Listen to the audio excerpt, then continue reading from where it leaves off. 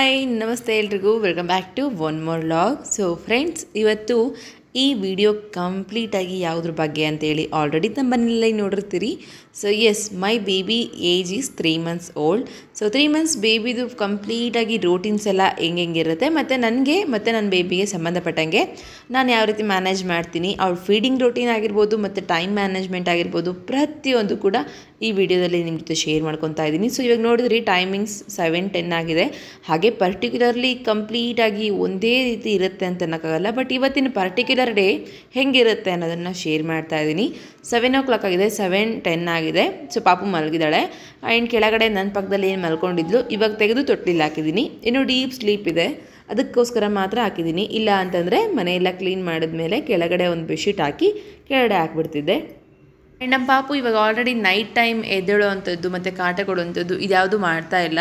ತುಂಬ deep sleep ಮಾಡ್ತಾಳೆ. ಒಂದು 3 or 4 times ಎದ್ದೇಳ್ತಾಳೆ ಫೀಡಿಂಗ್ ಮಾಡಿಸಿದ್ರೆ ಹಾಗೆ ಮಲಗಿಬಿಡ್ತಾಳೆ, ಬಿಟ್ಟರೆ ಮತ್ತೆ ನೋ ಡಿಸ್ಟರ್ಬ್ ಅಂತ ಹೇಳ್ಬೋದು. ಸೊ ಡೀಪ್ ಸ್ಲೀಪ್ ಅವಳು ಮಾಡ್ತಿರೋದ್ರಿಂದ ನನಗೂ ಕೂಡ ಸಫಿಷಿಯೆಂಟ್ ನಿದ್ದೆ ಆಗ್ತಾ ಇದೆ. ಸೊ ಮೈಂಡ್ ಕೂಡ ಫ್ರೀ ಇದೆ.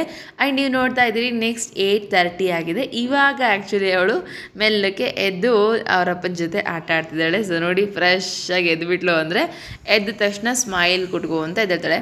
ಆ್ಯಂಡ್ ಇವಳು ಎದ್ದೇಳೋದ್ರೊಳಗಡೆ ನನ್ನ ಮನೆ ಕೆಲಸ ಎಲ್ಲ ಆಲ್ಮೋಸ್ಟ್ ಮುಗ್ದಿರುತ್ತೆ. ಸಮ್ಟೈಮ್ಸ್ ಲೇಟ್ ಆಗಿರುತ್ತಲ್ಲ, ಸೊ ಆ ಟೈಮಲ್ಲಿ ಮುಗ್ದಿರಲ್ಲ. ಆ್ಯಂಡ್ ಇವಾಗ 3 months ಕಂಪ್ಲೀಟ್ ಆಯ್ತಲ್ವಾ, ಸೊ ಅವಳಿಗೆ ಡೆವಲಪ್ಮೆಂಟ್ಗೆ ನಾನು ಏನು ಫೋರ್ಸ್ ಮಾಡ್ತಾ ಇಲ್ಲ. ಅವಳು ಸ್ವತಃ ಯಾವಾಗ ಅದು ಡೆವಲಪ್ಮೆಂಟ್ ಆಗ್ತಾ ಹೋಗುತ್ತೋ ಹಾಗೆ. ಇಷ್ಟೊತ್ತಿಗೆ ನಮ್ಮ ಸೆಕೆಂಡ್ ಬೇಬಿ ಆಲ್ರೆಡಿ ಅಂದರೆ ರೋಲಪ್ ಆಗ್ತಾರಲ್ಲ, ಸೊ ಆ ರೀತಿ ಬಿದ್ದಿದ್ಲು. ಬಟ್ ಇವಳು ಇನ್ನೂ ಬಿದ್ದಿಲ್ಲ. ಇಟ್ಸ್ ಓಕೆ, ಅವಳು ಯಾವಾಗ ಇಷ್ಟ ಬರುತ್ತೋ ಅವಾಗಲಿ. ಆ್ಯಂಡ್ ಈ ಥರ ಬಟ್ಟೆ ಹಿಡ್ಕೊಂಡು ಆಟಾಡೋದು, ಪ್ರತಿಯೊಂದು ರೆಸ್ಪಾನ್ಸ್ ಮಾಡೋದು, ನಗೋದು, ಇದೆಲ್ಲ ಮಾಡ್ತಿದ್ದಾಳೆ. ಹಾಯ್ ಹಾಯ್ ಹಾಯ್ ಮಿಂಚು, ಹಾಯ್.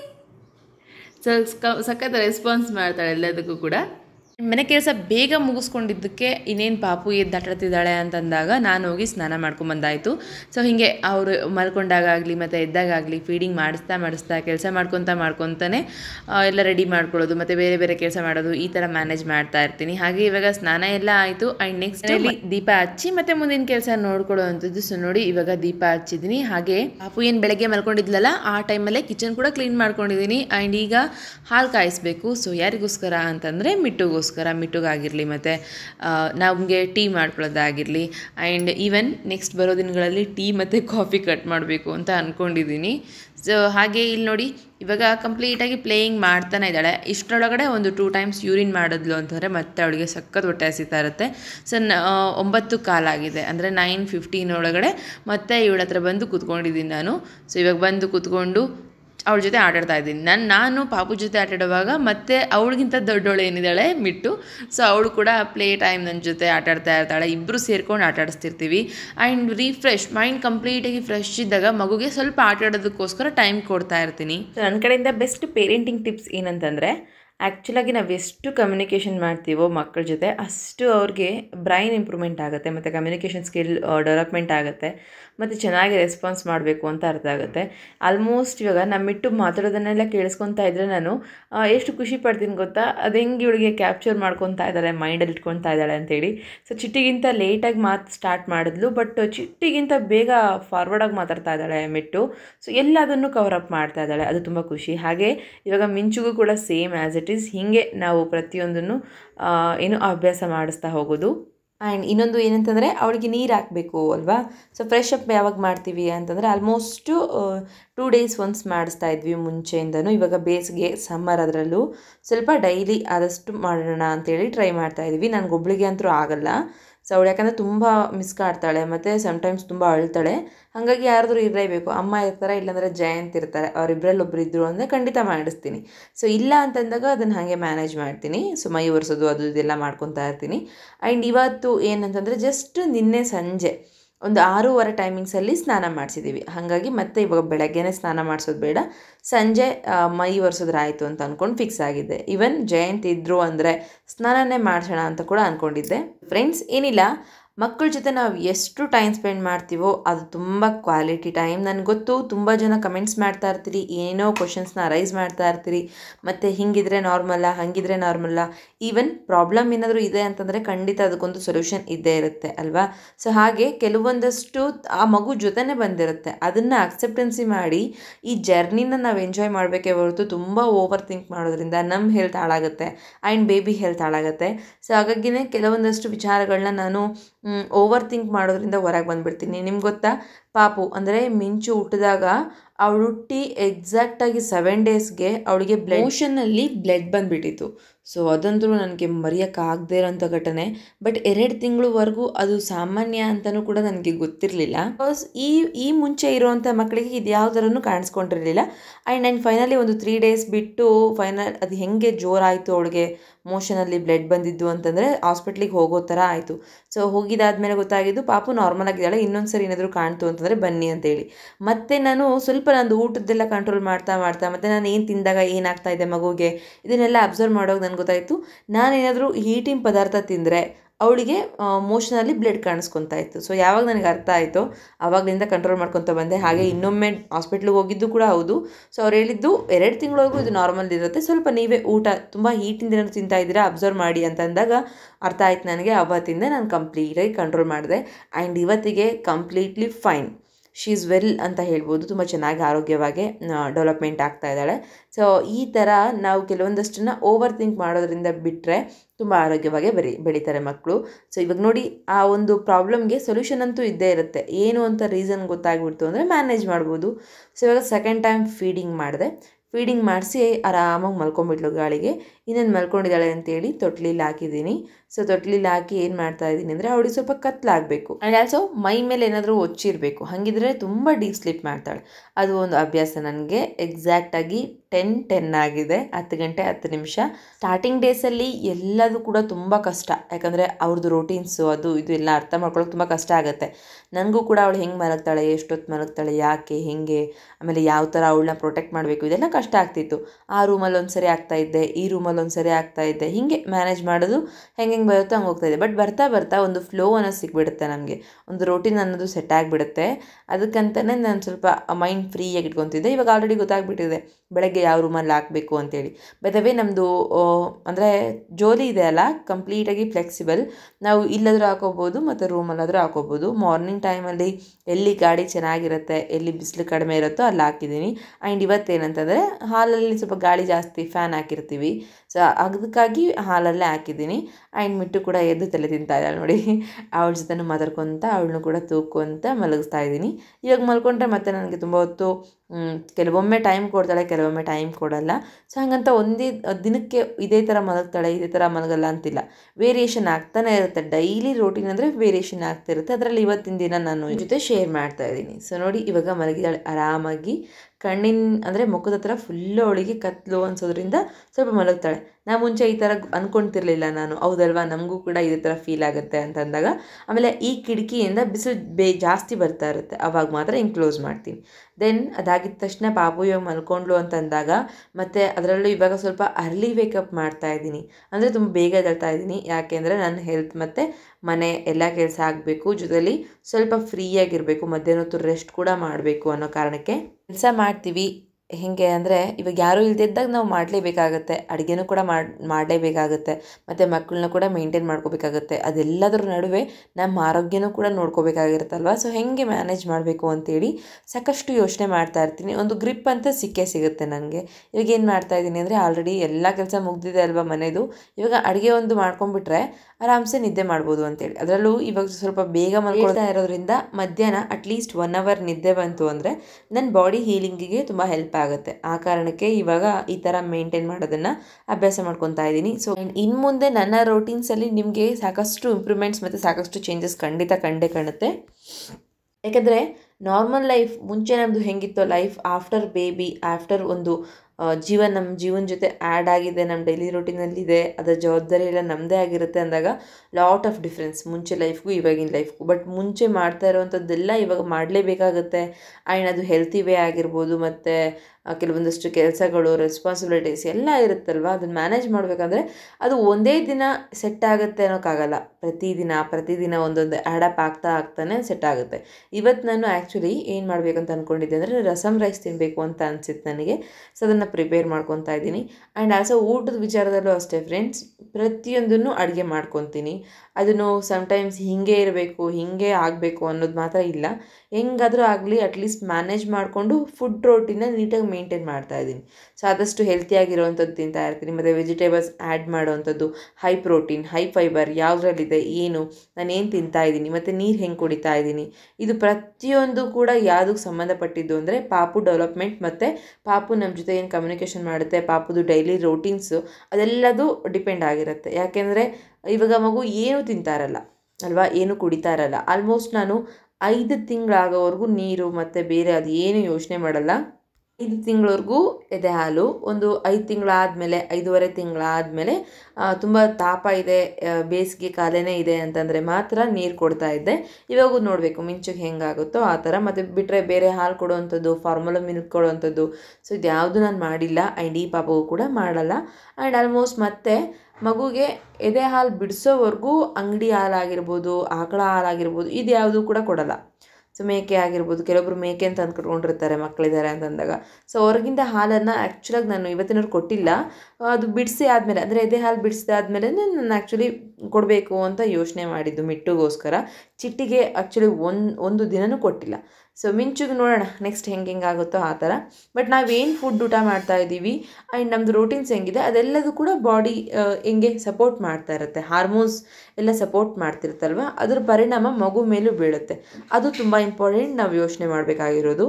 ಆ್ಯಂಡ್ ಚೆನ್ನಾಗಿ ನೀರು ಕುಡಿಬೇಕು. ನೀರು ಕುಡಿದೇ ಇದ್ದರೆ ಡಿಹೈಡ್ರೇಷನ್ ಆಗುತ್ತೆ.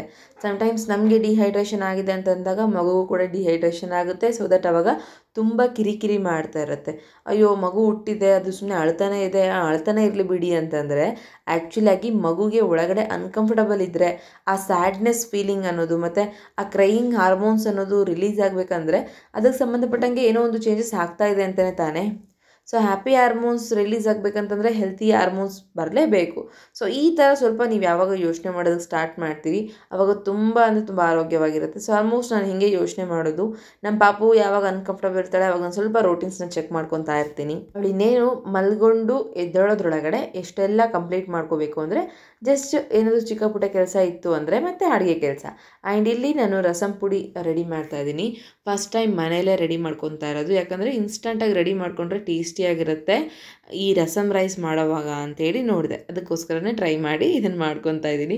ಬಟ್ ನೋಡೋದಕ್ಕೆ ಎಷ್ಟೊಂದು ಕಲರ್ಫುಲ್ಲಾಗಿ ಕಾಣಿಸ್ತಾ ಇದೆ ಅಲ್ವಾ, ನನಗಂತೂ ತುಂಬ ಇಷ್ಟ ಆಯಿತು.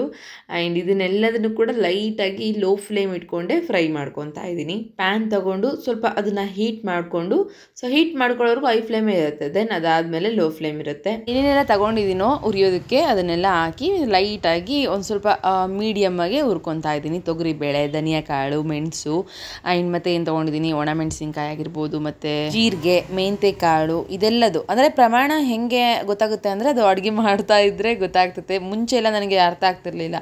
ಈ ಕ್ವಾಂಟಿಟಿ ಇದರಲ್ಲಿ ತುಂಬ ಮಿಸ್ಟೇಕ್ಸ್ ಮಾಡ್ತಾಯಿದ್ದೆ. ಮಾಡ್ತಾ ಇವಾಗ ಅರ್ಥ ಆಗಿದೆ. ಎಷ್ಟು ಖಾರ ಆಗುತ್ತೆ, ಎಷ್ಟು ಹಾಕಿದ್ರೆ ಯಾವ ಪದಾರ್ಥ ಎಷ್ಟು ಹಾಕಿದ್ರೆ ಏನಾಗುತ್ತೆ ಅಂತೇಳಿ. ಕ್ವಾಂಟಿಟಿ ವಿಚಾರದಲ್ಲಂತೂ ಸ್ವಲ್ಪ ಮಿಸ್ ಮಾಡಿದ್ರೆ ಮುಗಿದೋಯ್ತು. ಆ್ಯಂಡ್ ಇಲ್ಲಿ ಕರಿಬೇವು ಕೂಡ ಹೌದು. ಆಮೇಲೆ ಕರಿಬೇವನ್ನ ನಾನು ಸ್ಪೆಷಲಾಗಿ ಸ್ಟೋರ್ ಮಾಡಿರ್ತೀನಿ. ಎಷ್ಟು ದಿನ ಆದರೂ ಕೂಡ ಒಂದೇ ಒಂದು ಎಲೆ ಕೂಡ ಬಾಡೋಗೋದಿಲ್ಲ. ನಮ್ಮನೇಲಿ ಫ್ರಿಜ್ ಇಲ್ಲ. ಸೊ ಆದರೂ ಕೂಡ ಇದನ್ನೆಲ್ಲ ಕೆಲವೊಂದಷ್ಟು ಸ್ಟೋರ್ ಮಾಡೋ ಟಿಪ್ಸ್ನ ನಿಮ್ಗೆ ನೆಕ್ಸ್ಟ್ ಶೇರ್ ಮಾಡ್ತೀನಿ. ಹಾಗೆ ಇದನ್ನು ಮಿಕ್ಸಿ ಹಾಕ್ಕೊತಾ ಇದ್ದೀನಿ. ಮಿಕ್ಸಿ ಹಾಕೋವಾಗ ಸ್ವಲ್ಪ ಉಪ್ಪು ಮತ್ತು ಅರಶಿನ ಪುಡಿ ಹಾಕ್ಕೊಂಡು ಮಿಕ್ಸಿ ಹಾಕ್ಕೊಂಡು ರೆಡಿ ಮಾಡ್ಕೊಂಡಿದ್ದೀನಿ. ಸೊ ಕ್ವಿಕ್ಕಾಗಿ ತುಂಬ ಬೇಗ ಆಯಿತು. ಆಮೇಲೆ ಸ್ಮೆಲ್ ಮಾತ್ರ ಅಲ್ಟಿಮೇಟಾಗಿ ಬರ್ತಾ ಇತ್ತು.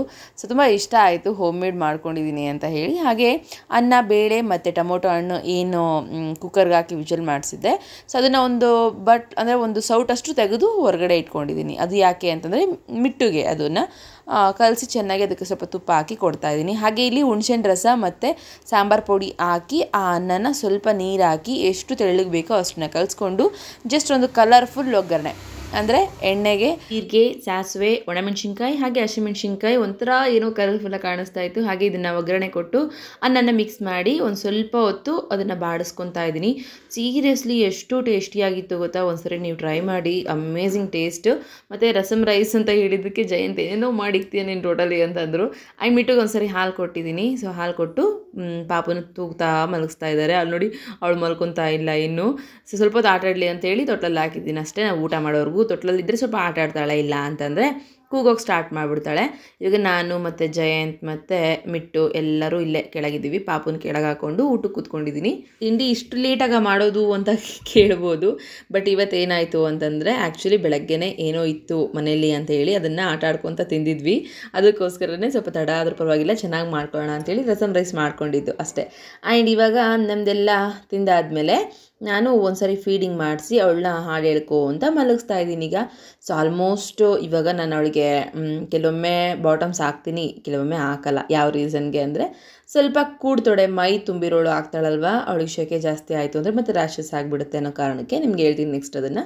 ಆ್ಯಂಡ್ ಇಲ್ಲಿ ನೋಡ್ಬೋದು ಜಯಂತ್ ಕಂಪ್ಲೀಟಾಗಿ ಫಿಲ್ಮ್ ನೋಡ್ಕೋ ಅಂತ ಟೈಮ್ ಪಾಸ್ ಮಾಡ್ತಿದ್ದಾರೆ. ಇವತ್ತೇನೋ ಅವ್ರ ಮೈಂಡ್ ಸ್ವಲ್ಪ ಫ್ರೀ ಇತ್ತು ಅನಿಸುತ್ತೆ, ಅದಕ್ಕೋಸ್ಕರ ಫಿಲ್ಮ್ ನೋಡ್ತಿದ್ದಾರೆ ಮೊಬೈಲಲ್ಲಿ.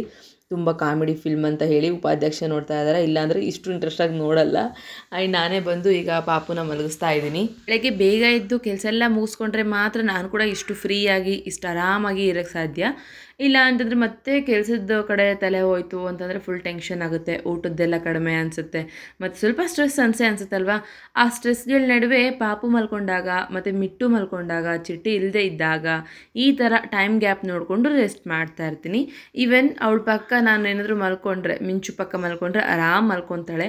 ಸೊ ನನಗೆ ರೆಸ್ಟ್ ಮಾಡೋಕ್ಕೂ ಕೂಡ ಯಾವುದೇ ರೀತಿ ಅಭ್ಯಂತರ ಇಲ್ಲ ಮತ್ತು ತೊಂದರೆ ಕೂಡ ಆಗೋದಿಲ್ಲ.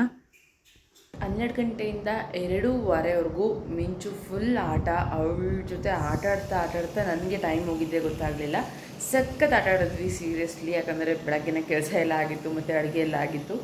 ಆ್ಯಂಡ್ ಇವಾಗ ಮಲ್ಕೊಂಡಿದ್ದಾರೆ, ಮಿಂಚು ಕೂಡ ಮಲ್ಕೊಂಡಿದ್ದಾಳೆ ಮತ್ತು ಮಿಟ್ಟು ಕೂಡ ಮಲ್ಕೊಂಡಿದ್ದಾಳೆ. ನಾನು ಕೂಡ ಮಲಗಿದ್ದೆ. ಹಬ್ಬ, ನನ್ನ ಫೇಸ್ ನೋಡಿದ್ರೆ ನಿಮಗೆ ಗೊತ್ತಾಗುತ್ತೆ. 1 ಅವರ್ ಎಕ್ಸಾಕ್ಟಾಗಿ 2:15 ಮಲ್ಕೊಂಡಿದ್ದು, 3:15 ಎದ್ದಿದ್ದು, ಒಂದು ಅರ್ಧ ಗಂಟೆ ಇವಾಗ ಟೈಮ್ ಸ್ಪೆಂಡ್ ಮಾಡಿದ್ದೀನಿ. ಸೊ ನಿದ್ದೆ ಅಂತೂ 1 ಅವರ್ ನಿದ್ದೆ ನನಗೆ ಸಾಕಷ್ಟಾಯಿತು. ತುಂಬ ಮೈಂಡ್ ಫ್ರೆಶ್ ಆಗುತ್ತೆ, ಬಾಡಿ ಫ್ರೆಶ್ ಆಗುತ್ತೆ, ರೆಸ್ಟ್ ಸಿಕ್ಕರೆ ಸಾಕು ಅಂತೇಳಿ. ಸೊ ನೆಕ್ಸ್ಟ್ ಇವಾಗ ಅವಳು ಯಾವಾಗ ಎದ್ದೇಳ್ತಾಳೆ ಮತ್ತು ಅವಳದ್ದು ರೋಟೀನ್ಸ್ ಹೆಂಗೆ ಇರುತ್ತೆ ಅಂತೇಳಿ ಇದು ಮಾಡ್ತೀನಿ. ಆ್ಯಂಡ್ ಸ್ನಾನ ಮಾಡಿಸೋಣ ಅಂತ ಅಂದ್ಕೊಂಡೆ, ಬಟ್ ನಿನ್ನೆ ಸಂಜೆನೂ ಮಾಡಿಸಿದ್ವಿ, ಅದಕ್ಕೆ ಬೇಡ ಅಂತದ್ದು ಜಯಂತ್. ಇವಾಗ ಅವಳು ಎದ್ದಿದ ತಕ್ಷಣ ಮತ್ತು ಅವಳಿಗೆ ಫ್ರೆಶ್ ಮಾಡಬೇಕಂದ್ರೆ ಮೈಯೆಲ್ಲ ಒರೆಸಿ ಬಟ್ಟೆ ಹಾಕ್ತೀನಲ್ವ, ನಾನು ನಿಮ್ಗೆ ಅದನ್ನು ತೋರಿಸ್ತೀನಿ. ಸೊ ಆಲ್ಮೋಸ್ಟ್ ಈವ್ನಿಂಗ್ 5ಗೆ ಇನ್ನೂ 10 ಮಿನಿಟ್ಸ್ ಬಾಕಿ ಇದೆ. ಇವಾಗ ಮತ್ತೆ ಮಿಂಚು ಮೇಡಮ್ ಅವರು ಎದ್ದರು. ಸೊ ಎದ್ದ ತಕ್ಷಣ ಹೀಗೆ ಬಾಯಲ್ಲಿ ಬೆರಳಿಟ್ಕೊಂಡು ಆಟ ಆಡ್ತಿರ್ತಾಳೆ. ಹಾಲು ಕೊಡಲಿಲ್ಲ ಅಂತಂದರೆ ಗಲಾಟೆ ಮಾಡ್ತಾಳೆ. ಸೊ ಆ್ಯಕ್ಚುಲಿ ಏನಂತಂದರೆ ನಾನು ಇವಳಿಗೆ ಡೈಪರ್ಸ್ ಹಾಕೋದನ್ನು ಬಿಟ್ಬಿಟ್ಟಿದ್ದೀನಿ, ಆಲ್ಮೋಸ್ಟ್ ಹಾಕಿಲ್ಲ, 1 ಮಂತ್ ಮೇಲಾಯಿತು. ಪ್ಯಾಂಪರ್ಸ್ ಹಾಕಲ್ಲ, ಬಾಟಮ್ಸ್ ಯೂಸ್ ಮಾಡ್ತೀನಿ. ಹೀಗೆ ಗಾಳಿಗೆ ಮಲ್ಕೊಂಡಾಗ ಬಾಟಮ್ಸ್ ಕೂಡ ಹಾಕಿರಲ್ಲ, ಯೂರಿನ್ ಮಾಡ್ಕೊಂಡಿರ್ತಾಳಲ್ವ, ಹಾಗೆ ಬಿಟ್ಟಿರ್ತೀವಿ. ಮನೇಲಿ ಬೈತಾರೆ. ಸೊ ತೀರಾ ಅವಳಿಗೆ ದೊಡ್ಡೋಳ ಥರ ಆಗ್ತಿರ್ತೀಯ ಅಂತೇಳಿ ಸ್ವಲ್ಪ ಲೈಟಾಗಿ ಹೀಗೆ ಫ್ರೀಯಾಗಿರೋದಕ್ಕೆ ಬಿಡ್ತೀವಿ. ಸೊ ಇವಾಗ ನೆಕ್ಸ್ಟ್ ಕೆಲಸ ಏನಂತಂದರೆ ಫೀಡಿಂಗ್ ಮಾಡಿಸೋದು. ಎಲ್ಲೋಗುತ್ತೆ ಅಲ್ಲಿ ನೋಡ್ತಾಳೆ ಕಳಿ. ಸೊ ಫೀಡಿಂಗ್ ಮಾಡಿಸಿದ್ವಿ, ನೆಕ್ಸ್ಟ್ ಆಟ ಆಡಿಸ್ತೀನಿ. ಹೇಳಿದ್ನಲ್ಲ ಫ್ರೆಶ್ ಮಾಡಬೇಕು, ಪಾಪುಗೆ ಡ್ರೆಸ್ ಚೇಂಜ್ ಮಾಡಬೇಕಂತ, ಇವಾಗ ಮಾಡ್ತೀನಿ. ಆಲ್ಮೋಸ್ಟ್ ಸಂಜೆ ಮೇಲೆ ಇಟ್ಕೊಂಡ್ರೆ ಸ್ವಲ್ಪ ಶೆಕೆ ಅನ್ನೋದೆಲ್ಲ ಕಡಿಮೆ ಅನಿಸುತ್ತೆ ಅನ್ನೋ ಕಾರಣಕ್ಕೆ. ಸೊ ಈಗ ಸಂಜೆ ಸ್ವಲ್ಪ ಫ್ರೆಶ್ ಆದೆ. ಆ್ಯಂಡ್ ಏನಕ್ಕೆ ಡ್ರೆಸ್ ಚೇಂಜ್ ಮಾಡಿದ್ದು ಗೊತ್ತಾ? ಸೊ ನನಗೋಸ್ಕರ ಅಲ್ಲ, ಮಿಂಚುಗೋಸ್ಕರ. ಫುಲ್ ನನ್ನ ಮೇಲೇ ಮೋಷನ್ ಮಾಡಿದ್ದು, ಮ್ಯಾಂಡೇಟರಿ ಆಗಿಬಿಟ್ಟಿದೆ, ಅದು ನಾರ್ಮಲ್ ಕಾಮನ್ ಆ್ಯಕ್ಟಿವಿಟಿ.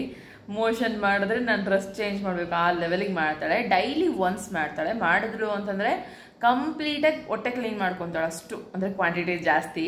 ಸೊ ಹಿಂಗೆ ಮಾಡ್ಕೊತಾಳೆ. ಇಲ್ಲ ಅಂತಂದರೆ ಸ್ವಲ್ಪ ಮಾಡಲ್ಲ. ಒಂದು ವೇಳೆ ಏನಾದರೂ ನಮ್ಗೆ ಗೊತ್ತಿರುತ್ತಲ್ಲ ಇವಳು ಇಷ್ಟು ಮಾಡಿದ್ರೆ ಪರ್ಫೆಕ್ಟ್ಲಿ ಆಗಿದೆ ಅಂತೇಳಿ. ಸೊ ಅವಳು ಏನು ಸ್ವಲ್ಪ ಕಡಿಮೆ ಮಾಡಿದೆ ಅಂತಂದರೆ ಡೆಫಿನೆಟ್ಲಿ ಮತ್ತೆ ಸ್ವಲ್ಪ ಬಿಟ್ಟು ಮತ್ತೆ ಮಾಡ್ತಾಳೆ. ಸೊ ಇವಾಗ 5 ಲಾಸ್ಟ್ ಇವಾಗ ಇದ್ದಿದ್ಲಲ್ಲ, ಯಾವಾಗ ಒಂದು 5 o'clockಗೆ ಒಂದು 10 ಮಿನಿಟ್ಸ್ ಕಡಿಮೆ ಇದ್ದಾಗ ಯಾವಾಗ ಇದ್ದಿದ್ಲು, ಇವಾಗ 6:45 ಆಗ್ತಾ ಇದೆ. ಇನ್ನೂ ಆಟ ಆಡ್ತಾನೆ ಇದ್ದಾಳೆ. ಇಷ್ಟೊತ್ತು ಫುಲ್ಲು ಎತ್ಕೊಂಡು ತಿರುಗಾಡಿ ಆಟಾಡ್ಸಿದ್ದೀನಿ. ಅವಳಿಗೆ ಹಂಗೆ ಆಟಾಡಿಸ್ಬೇಕಂದ್ರೆ ತುಂಬ ಇಷ್ಟ. ಅದನ್ನು ನಾನು ಕೂಡ ಎಂಜಾಯ್ ಮಾಡ್ತೀನಿ. ಅವಳಿಗೆ ಪ್ಲೇಯಿಂಗ್ ಟೈಮ್ ಬರುತ್ತಲ್ಲ, ನನಗೂ ಒಂಥರ ಅದು ಸಖತ್ ಇಷ್ಟ ಆಗುತ್ತೆ. ಸೊ ಇನ್ನೂ ಆಟಾಡ್ತಿದ್ದಾಳೆ. ಉಯ್ ಅಂದ್ಕೊಂಡು ಸ್ವಲ್ಪ ಇವಾಗ 3 ತಿಂಗಳಾಯ್ತಲ್ಲ, ಆ್ಯಕ್ಟಿವಿಟಿ ಸ್ವಲ್ಪ ಜಾಸ್ತಿ ಆಗ್ತಾ ಇದೆ. ಅಂದರೆ ಸೌಂಡ್ಸ್ ಆಗಿರ್ಬೋದು, ಅವಳದು ಅಬ್ಸರ್ವೇಷನ್ ಆಗಿರ್ಬೋದು, ನಮ್ಮ ಜೊತೆ ರಿಯಾಕ್ಷನ್ಸ್ ಆಗಿರ್ಬೋದು, ಸ್ಮೈಲ್ ಆಗಿರ್ಬೋದು. ಸೊ ಇದೆಲ್ಲ ಸ್ವಲ್ಪ ಜಾಸ್ತಿ ಆಗ್ತಾ ಇದೆ. ಹಾಗಾಗಿ ನಮಗೂ ಕೂಡ ಸ್ವಲ್ಪ ಖುಷಿಯಾಗಿ ಆಟಾಡ್ತಾ ಇದ್ದೀವಿ. ಆ್ಯಂಡ್ ಇವಾಗ ಹಾಲು ಕುಡಿತಾ ಕೂತ್ಕೊಂಡಿದ್ದೀನಿ. ಮಿಟ್ಟು ಎದ್ಲು, ಮಿಟ್ಟುಗೂ ಹಾಲು ಕೊಟ್ಟು ನಾನು ಒಂದು ಟೀ ದೊಡ್ಡದಷ್ಟು ಹಾಲು ತೊಗೊಂಬಂದು ಕುಡಿತಾ ಇದ್ದೀನಿ. ಟೀ ಇನ್ನೇನು ಮಾಡ್ಕೊಳ್ಳೋಣ, ಒಬ್ಬಳೇ ಇದ್ದೀನಿ ಅಂತೇಳಿ. ಜಯಂತ್ ಇನ್ನೇನು ಸ್ವಲ್ಪ ಹೊತ್ತು ಬರ್ತಾರೆ. ಸೊ ಮಿಂಚುನ ಇವಾಗ ಮಲಗಿಸ್ಬೇಕು ಅಂತ ಅಂದ್ಕೊಂಡಿದ್ದೀನಿ. ಇವಾಗ ಮಲ್ಕೊಂಡ್ರೆ ಮತ್ತೆ ಸ್ವಲ್ಪ ಹೊತ್ತಿಗೆ ಎದ್ಬಿಡ್ತಾಳೆ, ಮತ್ತು ರಾತ್ರಿ ಒಂದು ಟೈಮ್ ನನ್ನ ಜೊತೆ ಮಲ್ತಾಳಲ್ಲ, ಸೊ ಅವಾಗ ಕಂಪ್ಲೀಟಾಗಿ ಡೀಪ್ ಸ್ಲೀಪ್ ಮಾಡ್ತಾಳೆ. ಆಲ್ಮೋಸ್ಟ್ ಇತ್ತೀಚೆಗೆ ಎದ್ದೇಳ್ತಾ ಇಲ್ಲ ಮಿಂಚು. ಸೊ ನೋಡ್ಬೇಕು, ನೆಕ್ಸ್ಟ್ ಹಿಂಗೆ ಕಂಟಿನ್ಯೂ ಮಾಡಿದ್ರೆ ತುಂಬ ಒಳ್ಳೆಯದು. ಆ್ಯಂಡ್ ಪದೇ ಪದೇ ಮೋಷನ್ ಮಾಡಲ್ಲ ಇವಳು, ಒನ್ ಟೈಮ್ ಡೈಲಿ ಒನ್ಸ್ ಮಾಡ್ತಾಳೆ. ಆಮೇಲೆ ಇವತ್ತು ಯಾವ ಟೈಮಿಂಗ್ಸಿಗೆ ಮಾಡಿದಾಳೆ ನಾಳೆ ಕೂಡ ಅದೇ ಟೈಮಿಂಗ್ಸ್ಗೆ ಮಾಡ್ತಾಳೆ. ಸಮ್ಟೈಮ್ಸ್ ವೇರಿಯೇಷನ್ ಆಗುತ್ತೆ, ಪರ್ಟಿಕ್ಯುಲರ್ಲಿ ಅಂತ ಏನು ಹೇಳಲ್ಲ. ವೇರಿಯೇಷನ್ ಆದಾಗ ನನಗೆ ಅರ್ಥ ಆಗುತ್ತೆ ಅವಳದು ಸಿಂಪ್ಟಮ್ಸ್. ಅಂದರೆ ಕಕ್ಕ ಮಾಡೋದಕ್ಕಿಂತ ಮುಂಚೆ ಹೆಂಗೆ ಮಾಡ್ತಾಳೆ ಅವಳು ಅದೆಲ್ಲ ಗೊತ್ತಿರುತ್ತಲ್ವ, ಸೊ ಹಂಗಾಗಿ ಗೊತ್ತಾಗ್ಬಿಡುತ್ತೆ. ಆ್ಯಂಡ್ ವುಡ್ವರ್ಡ್ಸ್ ಹಾಕ್ತೀನಿ. ಯಾವಾಗ ಅಂತಂದರೆ ಅವಳು ಏನಾದರೂ ಮೋಷನ್ ಮಾಡ್ಕೊಳ್ತಿದ್ದಾಗ ಮಕ್ಕಳು ಅನ್ಕಂಫರ್ಟಬಲ್ ಆಗೋದು ನಿಜ. ಯಾವಾಗ ಅವಳು ಅನ್ಕಂಫರ್ಟಬಲ್ ಆಗ್ತಿದ್ದಾಳೆ ಅಂತ ಗೊತ್ತಾಗುತ್ತೆ ಅವಾಗ ವುಡ್ವರ್ಡ್ಸ್ ಹಾಕ್ತೀನಿ. ವುಡ್ವರ್ಡ್ಸ್ ಕಂಪಲ್ಸರಿ ಹಾಕಲ್ಲ ನಾನು. ಸೊ ತುಂಬ ರೇರ್ಲಿ ನನಗೆ ಯಾವಾಗ ಅನ್ಕಂಫರ್ಟಬಲ್ ಅಂತ ಅನ್ನಿಸ್ತಾ ಇದ್ದಾರೆ ಆವಾಗ ಹಾಕಿರ್ತೀನಿ. ಆ್ಯಂಡ್ ಬೆಳಗ್ಗೆ ಹಾಕಿದ್ದೆ, ಸಂಜೆ ಒಳಗಡೆ ಹೊಟ್ಟೆ ಫುಲ್ ಕ್ಲೀನ್. ಸೊ ಹೀಗೆ ಅವಳದು ರೋಟೀನ್. ಮತ್ತು ನಾನು ಮತ್ತೆ ಹಾಕ್ಲಿಕ್ಕೆ ಹೋಗಲ್ಲ. ಮತ್ತು ಯಾವಾಗಾದರೂ ಅವಳಿಗೆ ಹಂಗೆ ಅನ್ನಿಸ್ತಾ ಇದೆ ಅವಳು ಅನ್ಕಂಫರ್ಟಬಲ್ ಫೀಲ್ ಇದ್ದಾಳೆ ಅಂತಂದರೆ ಮಾತ್ರ ಹಾಕ್ತಾ ಇರ್ತೀನಿ. ಈಗ ನಂದು ಹಾಲು ಕುಡಿಯೋದಾಯಿತು ಅಂತಂದಾಗ ಮತ್ತೆ ಇವಾಗ ಇನ್ನೊಂದು ಟೈಮ್ ತೊಗೊಂಡು ಫೀಡ್ ಮಾಡ್ತೀನಿ. ಫೀಡ್ ಮಾಡಿಸಿ ಮಲಗ್ತಾಳೆ ಅಂತ ಅನಿಸಿದ್ರೆ ಮಲಗಿಸ್ತೀನಿ, ಇಲ್ಲ ಅಂತಂದರೆ ಇಲ್ಲ. ಇವಾಗ ಅವಳನ್ನ ಮಲಗಿಸಿದ್ರೆ ಮತ್ತೆ ರಾತ್ರಿಗೆ ಊಟ ಅಡುಗೆ ಇದನ್ನೆಲ್ಲ ಮಾಡ್ಕೋಬೇಕು. ಸೊ ಬಟ್ಟೆ ಚೇಂಜ್ ಮಾಡಿದ್ದೀನಿ ಮಿಂಚುಗೆ. ಸೊ ಮುಖ ಎಲ್ಲ ಒರೆಸಿ ಮತ್ತು ಮೋಷನ್ ಎಲ್ಲ ಮಾಡ್ಕೊಂಡಿದ್ಲಲ್ಲ, ಸ್ವಲ್ಪ ಮೈ ಎಲ್ಲ ಒರೆಸಿ ಇವಾಗ ಬಟ್ಟೆ ಚೇಂಜ್ ಮಾಡಿದ್ದೀನಿ. ಸೊ ಮೇಡಮ್ಗೆ ಇವಾಗ ಹಾಲು ಕುಡಿಸ್ಬೇಕು. ಓಯ್ ಮಿಂಚು ಮುದ್ದಾಗಿ ಆಡೋದು ಕಲ್ತಿದ್ದಾಳೆ ಮೇಡಮ್ಮು. ನಾನು ಮೇಡಮ್ ಅಂತ ಕರಿತಾ ಇರ್ತೀನಿ ಅವಾಗವಾಗ. ಚಿನ್ನು ಮರಿಗೆ ಗುಂಡು ಮರಿ ಹಾಯ್ ಮಾಡು. ಹಾಯ್ ಎಲ್ರಿಗೂ ಹಾಯ್. ಸೊ ಮಲಗ್ತಾಳೇನೋ, ಮೇ ಬಿ ಕಣ್ಣು ಸಣ್ಣದಾಗಿದೆ. ಹಿಂಗೆ ಕಣ್ಣು ಸಣ್ಣದಾಗಿದ್ದರೆ ಮಕ್ಳಿಗೆ ನಿದ್ದೆ ಬಂದಿದೆ ಅಂತ ಅರ್ಥ. ನೋಡಿ ಅವಳು ಕಣ್ಣೆಲ್ಲಿದೆ. ಅಮ್ಮ ಓನ್ ಬೇಕು, ಓನ್ ಬೇಕು, ಈ ಥರ ಸ್ಮೈಲ್ ಮಾಡೋದು. ಓನ್ ಬೇಕು, ಉಗ್ಗು ಉಗ್ಗು. ನಮ್ಮ ಮನೇಲಿ ಮಕ್ಕಳಿಗೆಲ್ಲ ಹಾಲು ಕುಡಿತೀರಾ ಅಂತ ಕೇಳೋದಕ್ಕೆ ಉಗ್ಗು ಉಗ್ಗು ಅಂತೇಳಿ ಕರಿತೀವಿ. ಉಗ್ಗು ಉಗ್ಗು, ಸ್ಮೈಲ್ ಬೇಬಿ. ಉಗ್ಗು. ನಾನು ಉಗ್ಗು ಅಂದರೆ ಅವಳು ಉಗ್ಗು ಅಂತಾಳೆ. ಉಗ್ಗು ಮಿಂಚು, ಉಗ್ಗು ಉಗ್ಗು. ಸದ್ಯಕ್ಕೆ ಕೈ ತಿನ್ನೋದ್ರಲ್ಲಿ ಬ್ಯುಸಿ. ಸೀರಿಯಸ್ಲಿ ಎಷ್ಟು ಚಂದ ಮಾತಾಡೋದು ಗೊತ್ತಾ ಇದು ಒಂದೊಂದೇ. ಉಗ್ಗು ಅಂತಾಳೆ, ಅಂತಾಳೆ, ಏನೇನಾದರೂ ಅಂತಿರ್ತಾಳೆ, ಹಾಯ್ ಇದೆಲ್ಲ ಅಂತಿರ್ತಾಳೆ. ಮಿಂಚು ಉಗ್ಗು. ಡೆಫಿನೆಟ್ಲಿ ನೆಕ್ಸ್ಟ್ ವಿಡಿಯೋದಲ್ಲಿ ಶೇರ್ ಮಾಡ್ತೀನಿ ಅವಳು ಮಾತಾಡೋದನ್ನು. ನಂದು ಪುಟಾಣಿ ಅಲ್ಲೊಂದು ಮಲ್ಕೊಂಡು ಹಾಲು ಕುಡಿತಾ ಇದೆ. ಇವಾಗ ಅವಳು ಹಾಲು ಕುಡಿದು ಫ್ರೆಶ್ ಆದ್ಲು ಅಂತಂದರೆ ಎದ್ದು ಫುಲ್ ತಲೆ ತಿನ್ನೋ ಆಟ ಆಡ್ತಾಳೆ. ಇವಾಗ ಮಲ್ಕೊಂಡಿದ್ದಾಳಲ್ಲ ಸೈಲೆಂಟಾಗಿ. ಅಲ್ಲಿ ನೋಡಿ ಹೆಂಗೆ ನೋಡ್ತಿದ್ದಾಳೆ ಮಿಟ್ಟು. ಅವರಪ್ಪನ ಜೊತೆ ಸ್ನಾನ ಮಾಡಿಕೊಂಡು ಮಲ್ಗಮ್ಮ ಅಂತ ಹೇಳಿದ್ರೆ ನಾನು ಮಲ್ಕೊಂಡಿದ್ನಲ್ಲ ಆ ಟೈಮಿಂಗ್ಸಲ್ಲಿ ಫೋನ್ ನೋಡ್ಕೊತ ಹಾಗೆ ಮಲ್ಕೊಂಡ್ಬಿಟ್ಟಿದ್ದಾಳೆ. ಸೊ ಅವರಪ್ಪ ಎದ್ದು ಸ್ನಾನ ಮಾಡಿ ಫ್ರೆಶಾಗಿ ಹೋಗ್ಬಿಟ್ಟಿದ್ದಾರೆ. ಇನ್ನೇನು ಮಲಗಿದ್ದಾಳೆ ಅಂತೇಳಿ ಅವಳನ್ನ ಎಬ್ಸೋಕೆ ಹೋಗೋದೇ ಇಲ್ಲ ಅವರಪ್ಪಾಜಿ. ತಡೋ ಯಾಕೆ ಬೇಕಪ್ಪ ತಡೋದ್ರೆ ಅಂತೇಳಿ, ಅಷ್ಟು ಬಜಾರಿ ಅದು.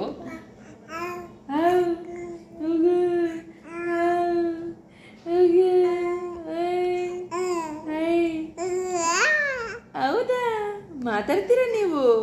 ಉಗ್ಗು ಉಗ್ಗು ಉಗ್ಗು ಅನ್ನು ನೀನನ್ನು ಉಗ್ಗು. ಎಷ್ಟದು ಮಾತಾಡೋದು. ಸೊ ಎಕ್ಸಾಕ್ಟ್ 7 ಗಂಟೆ ಆಯಿತು. ಇವಾಗ ಮಲಗಿದ್ದಾಳೆ. ಹೆಂಗೆ ಮಲಗಿದ್ದಾಳೆ ನೋಡಿ.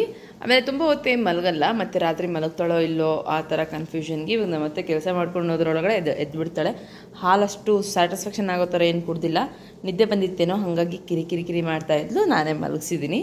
ಆ್ಯಂಡ್ ನಮ್ಮ ಮಿಟ್ಟಮ್ಮ ಇಲ್ಲಿ ಆಟ ಆಡ್ತಿದ್ದಾಳೆ ಹೊರಗಡೆ ಬಂದು. ನಾನೇ ಸ್ವಲ್ಪ ಹೊತ್ತು ಆಟಾಡಮ್ಮ ಹೊರಗಡೆ ಅಂತ ಹೇಳಿದ್ದಕ್ಕೆ ಬಂದು ನಿಂತ್ಕೊಂಡಿದ್ದಾಳೆ. ಸ್ವಲ್ಪ ಫ್ರೆಶ್ ಆಗ್ತಾಳಲ್ವಾ. ಸೊ ನೋಡಿ ಮನೆಯೆಲ್ಲ ಕಚಾಟಿಯಾಗಿದೆ. ಇವಾಗ ಕಸ ಹೊಡ್ಕೋಬೇಕು. ಆ್ಯಂಡ್ ಅಡುಗೆದು ತುಂಬ ಸಿಂಪಲ್. ನೋಡಬೇಕು ಏನೋ ತರ್ತೀನಿ ಅಂತ ಹೇಳಿದ್ದಾರೆ ಹೊರಗಡೆಯಿಂದ ಜಯಂತ್ ಅವರು. ಸೊ ಇವಳು ಮಲ್ಕೊಂಡಿದ್ದಾಳೆ. ನಾನು ಅಷ್ಟೊಳಗಡೆ ಕೆಲಸ ಮುಗಿಸ್ಕೊತೀನಿ. ಕರೆಕ್ಟಾಗಿ ಒಂದು ಅರ್ಧ ಗಂಟೆ ಮಲ್ಕೊಂಡಿದ್ದು ಮತ್ತೆ ಕಣ್ಣು ಬಿಟ್ಕೊಂಡು ಎದ್ಬಿಟ್ಟಿದ್ದಾಳೆ. ಸೊ ಅಷ್ಟೊಳಗಡೆ ನಂದು ಅಡುಗೆ ಎಲ್ಲ ಮುಗಿಸ್ಕೊತಾ ಇದ್ದೆ. ಇನ್ನೊಂದು ಚೂರು ಬಾಕಿ ಇತ್ತು ಅಷ್ಟೇ.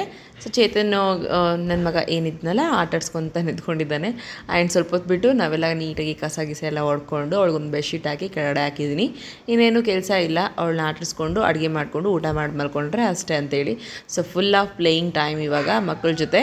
ಜಯಂತ್ ಮತ್ತು ಚಿಟ್ಟಿ, ಮಿಟ್ಟಿ, ಚೇತು ಎಲ್ಲರೂ. ಹಾಗೆ ಚಿಟ್ಟಿ ಇವಾಗ ತಾನೇ ಬಂದಾಯಿತು, ಸಾಮೂನ್ ಮನೇಲಿದ್ನಲ್ಲ ಇವಾಗ ಬಂದು ಆಟಾಡ್ಕೊಂತ ಟೈಮ್ ಸ್ಪೆಂಡ್ ಮಾಡ್ತಾ ಇದ್ದಾನೆ. ಇವರೆಲ್ಲ ಆಟಾಡ್ತಿದ್ದಾರೆ ಅಂತಂದರೆ ಮಿಂಚುನ ಕೆಳಗೆ ಹಾಕಿರ್ತೀನಲ್ಲ ಅವ್ರನ್ನ ನೋಡ್ಕೊಂಡು ಟೈಮ್ ಸ್ಪೆಂಡ್ ಮಾಡ್ತಿರ್ತಾಳೆ. ಹಾಗೆ ಇನ್ನೊಂದು ಅಂತಂದರೆ ಜಯಂತ್ ಹೋಗಿ ಪಾಪನ ಆಟಾಡಿಸ್ತಿದ್ದಾರೆ, ಸ್ವಲ್ಪ ಅಡುಗೆ ಮಾಡೋರ್ಗೂ ಇಟ್ಕೋ ಅಂತ ಹೇಳಿದ್ದೆ. ಆ್ಯಂಡ್ ಅಡುಗೆ ಕೂಡ ಇವತ್ತು ಏನಂತಂದರೆ ಸಿಂಪಲ್ ರಸಮ್ ಮತ್ತು ಅನ್ನನೇ ಮಾಡ್ಕೊಳ್ಳೋಣ ಅಂತ ಅಂದ್ಕೊಂಡು, ಸ್ವಲ್ಪ ರಸಮ್ ರೈಸ್ ಕೂಡ ಇತ್ತಲ್ವ, ಮತ್ತು ಬಿಳಿ ಅನ್ನ ಅದ್ರ ಜೊತೆಗೆ ಸಾಂಬಾರು ಥರ ಮಾಡಿಕೊಂಡ್ರೆ ಇಟ್ಸ್ ಎನ್ ಆಫ್ ಅಂತ ಅಂದ್ಕೊಂಡು ಪ್ಲ್ಯಾನ್ ಮಾಡ್ಕೊಂಡಿದ್ವಿ. ಹಾಗೆ ನೋಡಿ ರೇಗಿಸ್ಕೊತ ಒಬ್ರಿಗೊಬ್ರು ರೇಗಿಸ್ಕೊತ ಟೈಮ್ ಸ್ಪೆಂಡ್ ಮಾಡ್ತಾ ಇರೋದು. ಆ್ಯಂಡ್ ಈ ಮೇಡಮ್ ಅವ್ರಿಗೆ ಟೈಮ್ ಟು ಟೈಮ್ ಎತ್ಕೊಂಡು ಓಡಾಡೋದು, ಕೆಳಗೆ ಹಾಕೋದು ಎಲ್ಲದು ಕೂಡ ರೋಟೀನ್ ಸೆಟ್ ಮಾಡ್ಕೊಂಡಿದ್ದಾಳೆ ಅವಳು. ಸೊ ಸಮ್ಟೈಮ್ಸ್ ಅವಳನ್ನ ಎತ್ಕೋಬೇಕು, ಸಮ್ಟೈಮ್ಸ್ ಮಲಗ್ತಾಳೆ, ಹೀಗೆ ಅದನ್ನೆಲ್ಲ ಮ್ಯಾನೇಜ್ ಮಾಡ್ತಿರ್ತಾರೆ ಪಾಪ.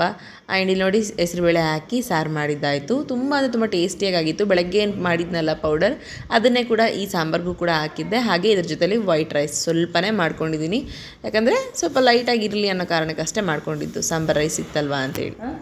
ಆ್ಯಂಡ್ ಇಲ್ಲಿ ಊಟ ಮುಗಿಸಿದ್ದಾಯಿತು. ಊಟ ಮುಗಿಸಿದ ಮೇಲೆ ಇನ್ನೇನು ಪರ್ಟಿಕ್ಯುಲರ್ ಆಗಿ ಎಲ್ಲ ಹಾಸ್ಕೊತೀವಿ. ಸೊ ಜಯಂತ್ ಅವ್ರು ಹಾಸಿರ್ತಾರೆ. ಇನ್ನು ಮಿಂಚುನ ಸ್ವಲ್ಪ ಹೊತ್ತು ಆಟ ಆಡಿಸ್ಬೇಕು. ಅವಳು ಆಲ್ರೆಡಿ ಮಲ್ಕೊಂಡಿದ್ದಾಳಲ್ವ, ಇವಾಗೇನು ಪಕ್ಕದಲ್ಲಿ ಹಾಲು ಕುಡಿಸ್ಕೊತ ಮಲ್ಕೊಂಡ್ಬಿಟ್ರೆ ಮಲ್ಕೊತಾಳೆ. ಅದಕ್ಕಿಂತ ಸ್ವಲ್ಪ ಅದ್ರ ಮುಂಚೆ ಸ್ವಲ್ಪ ಆಟ ಆಡಿಸಿದ್ರೆ ಮೈಂಡ್ ಫ್ರೀ ಆಗುತ್ತೆ, ಚೆನ್ನಾಗಿ ಡೀಪ್ ಸ್ಲೀಪ್ ಮಾಡ್ತಾಳೆ ಅನ್ನೋ ಕಾರಣಕ್ಕೆ ಮಲ್ಗೋದಕ್ಕಿಂತ ಮುಂಚೆ ಸ್ವಲ್ಪ ಹೊತ್ತು ಆಟ ಆಡಿಸ್ತೀನಿ, ಓಡಾಡಿಸ್ತೀನಿ. ಸೊ ಇವಾಗ ಅದನ್ನು ಮಾಡ್ತಾಯಿದ್ದೀನಿ. ಇನ್ನೇನು ಮಲಗಿಸಿದ್ರೆ ಆರಾಮ್ ಮಲ್ಕೊತಾಳೆ. ಸೊ ಫ್ರೆಂಡ್ಸ್, ಇದು 3 months ಬೇಬಿ ರೋಟೀನ್ ಮತ್ತು ನನ್ನ ಜೊತೆ ಹೆಂಗೆ ಟೈಮ್ ಸ್ಪೆಂಡ್ ಆಗುತ್ತೆ ಅನ್ನೋದನ್ನು ನಿಮ್ಮ ಜೊತೆ ಶೇರ್ ಮಾಡ್ಕೊಂಡಿದ್ದೀನಿ. ಐ ಹೋಪ್ ನಿಮ್ಮೆಲ್ಲರಿಗೂ ಕೂಡ ಈ ವಿಡಿಯೋ ಇಷ್ಟ ಆಗಿದೆ ಅಂತ ಅಂದ್ಕೊಂಡಿದ್ದೀನಿ. ಇಷ್ಟ ಆಗಿದ್ರೆ ಖಂಡಿತ ಒಂದೇ ಒಂದು ಲೈಕ್ ಮಾಡಿ. ಆ್ಯಂಡ್ ನಿಮ್ಮ ಒಪಿನಿಯನ್ಸ್ ಕೂಡ ಕಮೆಂಟ್ ಮೂಲಕ ಶೇರ್ ಮಾಡ್ಕೋಬೋದು. ಆ್ಯಂಡ್ ಇನ್ನೂ ಯಾರೆಲ್ಲ ನಮ್ಮ ಚಾನಲ್ನ ಸಬ್ಸ್ಕ್ರೈಬ್ ಮಾಡ್ಕೊಂಡಿಲ್ಲ, ಸೊ ಪ್ಲೀಸ್ ಈಗಲೇ ಸಬ್ಸ್ಕ್ರೈಬ್ ಮಾಡ್ಕೊಳ್ಳಿ. ನೆಕ್ಸ್ಟ್ ಮತ್ತೆ ಒಂದು ಒಳ್ಳೆ ಲಾಗೊಂದಿಗೆ ನಿಮ್ಮ ಜೊತೆ ಬರ್ತೀನಿ. ಅಲ್ಲಿವರೆಗೂ keep watching, keep sharing, keep commenting and keep subscribing. Thank you so much. Have a nice day. Take care. Bye bye.